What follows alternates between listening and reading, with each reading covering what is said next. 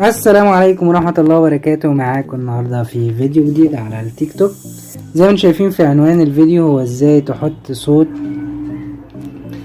على التيك توك من خلال الموبايل. يعني الناس اللي دخلت تسرش على الفيديو ده او الناس اللي طلبت الفيديو ده هما كانوا عايزين يجيبوا صوت من عندهم من على الموبايل، او في مثلا اغنية ترند مثلا هم عايزين يبقوا هم مصدر الاغنية دي، او في مثلا صوت هم اغنية عجبتهم وعايزين يعملوا عليها فيديو. النهاردة ان شاء الله جبت لكم شرح عشان تقدر تعمل صوت من الموبايل عندك وتحطه على فيديو على التيك توك عشان اسهل عليكم. بس النهاردة ان شاء الله اول حاجة عشان نزلت الفيديو ده والناس قالت لي احمد الطريقة مش شغالة او مش ظاهر عندي الصوت الخاص بي، ان شاء الله هتتأكد.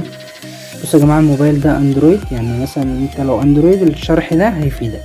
لو انت ايفون مش عارف الطريقة هتشتغل عندك ولا لا، هندخل على الاعدادات بتاعة الموبايل وبعد كده هنجيب التطبيقات وهنجيب تطبيق التيك توك. تمام، هنفتح التيك توك. تمام، هيظهر لكم بالشكل ده. تمام، بصوا يا جماعة اول حاجة هتعملوها هتدخلوا على صلاحيات البرنامج. تمام، الصلاحيات دي اللي هي الترخيص او بتبقى ظاهر عندك الصلاحيات. هتروح بقى على الموبايل تديله صلاحيات التخزين، صلاحيات الميكروفون، وصلاحيات الكاميرا، تديله كل الصلاحيات. تمام، هتديله كل الاذونات. اديت له بقى انا كل الاذونات دي كلها. تمام، وده بقى كده عايش مع نفسه واخد كل الصلاحيات. هتدوس على 3 نقط ده وتديله كل الاذونات، يبقى كده هو خد كل الصلاحيات. بعد كده تروح على البرنامج، تفتح برنامج التيك توك. تمام، وتدوس على علامة الزائد دي كأنك عايز تضيف فيديو، وتدوس على كلمة الأصوات هتلاقيها فوق خالص كده، هتلاقي ظهر لك على الشمال كده الأصوات الخاصة بي.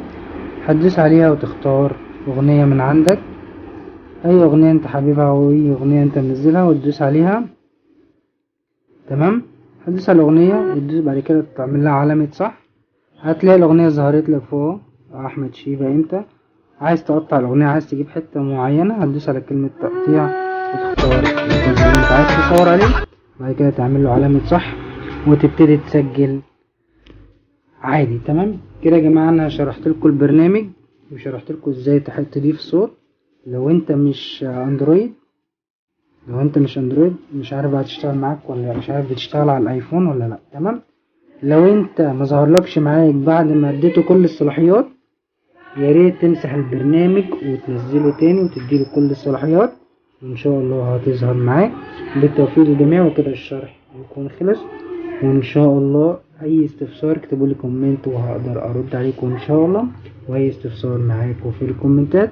وكان معكم احمد من مصر، والسلام عليكم ورحمة الله وبركاته. ما تنسوش تعملوا لايك للفيديو واشتراك للقناة وتفعلوا الجرس عشان تشوفوا كل الفيديوهات.